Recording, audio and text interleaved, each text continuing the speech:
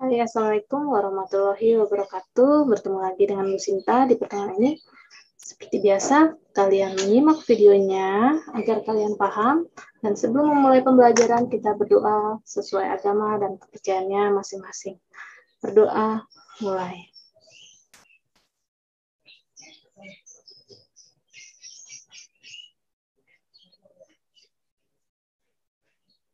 Oke, berdoa selesai. Oke, Bu Sinta langsung share. Oke, masih memasuki materi perbandingan. Untuk pertemuan ketiga ini adalah tentang perbandingan senilai submaterinya. Sebelum masuk materi, kami para guru selalu mengingatkan kalian untuk mencegah COVID-19 dengan 5M plus 1D. Yang pertama, mencuci tangan di air yang mengalir dengan menggunakan sabun. Kemudian memakai masker dengan baik dan benar pada saat beraktivitas. Ketiga, menjaga jarak minimal 1-2 meter. Keempat, menjauhi kerumunan. Kelima, mengurangi mobilitas. Jadi nggak perlu keluar rumah jika nggak penting-penting amat. Dan yang paling utama adalah 1D, kita senantiasa selalu berdoa agar terhindar dari COVID-19 dan selalu menjalani protokol kesehatan dengan benar. Balik lagi ke materi. Untuk kompetensi dasar 3.4 dari segi pengetahuan yaitu menjelaskan rasio dua besaran yang satuannya sama dan berbeda dengan fokus pada faktor skala dan proporsi, kecepatan dan debit.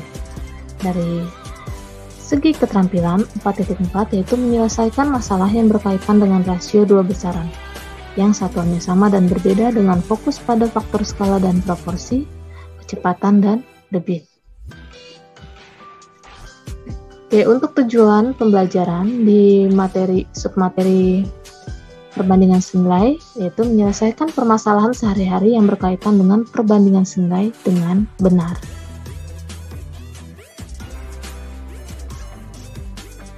Mengingatkan kembali proporsi atau perbandingan atau rasio adalah suatu proses membandingkan dua besaran sejenis dan memiliki satuan yang sama. Nah, perbandingan ada dua macam, yaitu perbandingan senilai dan perbandingan berbalik nilai. Nah, yang akan kita bahas adalah perbandingan senilai. Perbandingan senilai, konsepnya adalah perbandingan senilai adalah perbandingan dua besaran. Bila salah satu besaran nilainya semakin besar, maka nilai besaran yang lain akan semakin besar dan sebaliknya. Perbandingan senilai disebut juga perbandingan seharga atau proporsi. Perbandingan senilai ciri-cirinya tadi, jika komponen 1 bertambah, maka komponen 2 juga bertambah. Dan sebaliknya, jika komponen 1 berkurang, maka komponen 2 juga berkurang. Misalkan ini tabel komponen 1, yaitu ada X1 dan X2. Tabel komponen 2, Y1 dan Y2. Nah, akan berlaku X1 kali Y2 sama dengan Y1 kali X2. Ini adalah perkalian silang. Contoh pertama.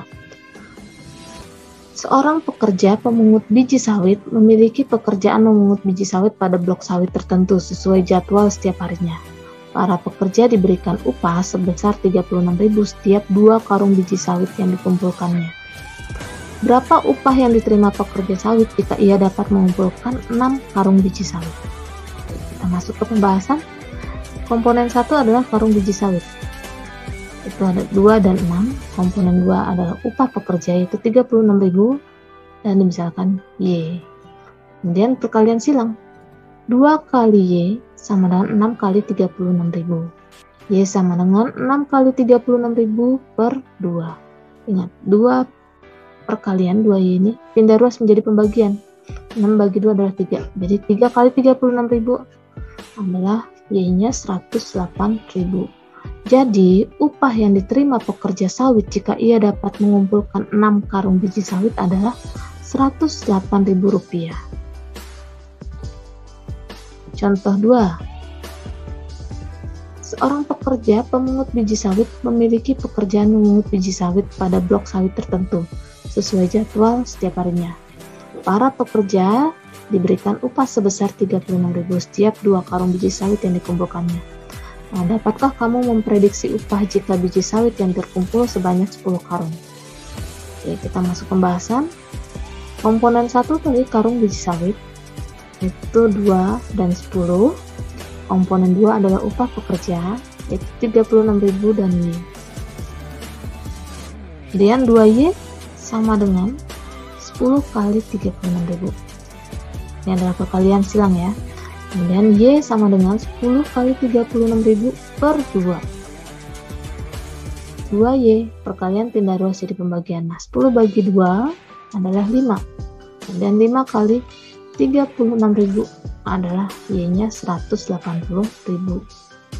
Jadi, upah pekerja sawit jika dapat mengumpulkan 10 karung biji sawit adalah Rp180.000. Oke, kita lanjut ke contoh ketiga. Untuk membuat 60 pasang pakaian, seorang penjahit membutuhkan waktu selama 18 hari. Jika penjahit tersebut bekerja selama 24 hari, berapa pasang pakaian yang dapat dibuat? Oke. A-nya 40 pasang, B 75 pasang, C 80 pasang, D 90 pasang untuk model soal pilihan ganda. Kita masuk ke pembahasan. Buat tabel terlebih dahulu, komponen 1 adalah hari, komponen 2 adalah pakaian. Nah, untuk yang hari ada 18 hari dan 24 hari, untuk yang pakaian 60 dan Y, kemudian dikali silang. Lalu 18 kali Y sama dengan 60 kali 24. Y sama dengan 60 kali 24 adalah 1440 per 18. 18Y perkalian pindah ruas menjadi pembagian. Nah, 1440 dibagi 18 adalah nilai Y-nya 80 pasang. Jadi jawabannya adalah yang C. Oke, sampai sini semoga kalian paham, insya Allah. Oke, untuk latihan nanti Bu Sinta kasih link Google Form-nya di sini. Kalian tinggal klik dan kerjakan. Hati-hati, ingat, karena hanya 1 kali kesempatan aja.